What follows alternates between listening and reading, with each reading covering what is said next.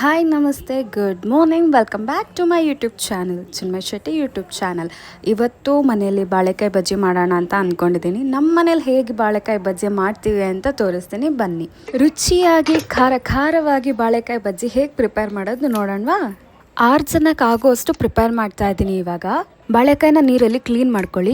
ಬಾಳೆಕಾಯಿ ಸೊನೆ ತೆಗಿಯೋದಕ್ಕೆ 2 ಕಡೆ ತೊಟ್ಟನ್ನ ಕಟ್ ಮಾಡ್ಕೊಳ್ಳಿ ಫಸ್ಟು. ಅದಾದಮೇಲೆ ಒಂದು ಕುಕ್ಕರ್ಗೆ ಬಾಳೆಕಾಯಿ ಮುಳುಗೋಷ್ಟು ನೀರು ಹಾಕ್ಕೊಂಡು ಅದ್ರ ಜೊತೆಗೆ ಒಂದು ಸ್ವಲ್ಪ ಮಜ್ಜಿಗೆ ಹಾಗೆ ಒಂದು ಸ್ವಲ್ಪ ಎಣ್ಣೆನ ಸೇರಿಸ್ಕೊಳ್ಳಿ.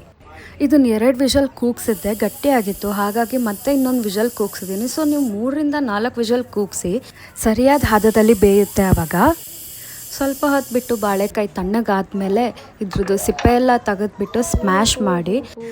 ಬಾಳೆಕಾಯಿ ಸಿಪ್ಪೆ ಆಲ್ಮೋಸ್ಟ್ ಬಿಟ್ಟಿರುತ್ತೆ, ಹಾಗೆ ಸಿಪ್ಪೆನ ಬಿಡಿಸೋದು ಕೂಡ ತುಂಬ ಈಸಿನೇ ಇರುತ್ತೆ.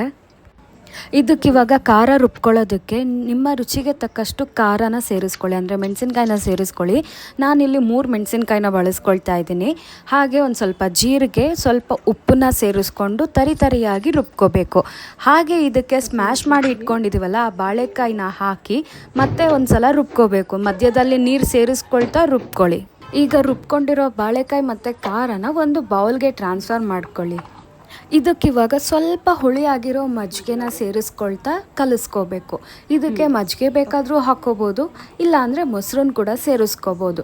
ನಿಮಗೆ ಮನೇಲಿ ಯಾವ್ದು ಅವೈಲೇಬಲ್ ಇದೆಯೋ ಅದನ್ನು ಯೂಸ್ ಮಾಡ್ಕೋಬೋದು. ನಾನಿಲ್ಲಿವಾಗ ಮಜ್ಜಿಗೆನ ಯೂಸ್ ಮಾಡ್ಕೊಳ್ತಾ ಇದ್ದೀನಿ. ಹಾಗೆ ಸ್ವಲ್ಪ ಉಪ್ಪು ಕಮ್ಮಿ ಆಗಿತ್ತು, ಹಾಗಾಗಿ ಉಪ್ಪು ಹಾಕ್ಕೊಂಡಿದ್ದೀನಿ.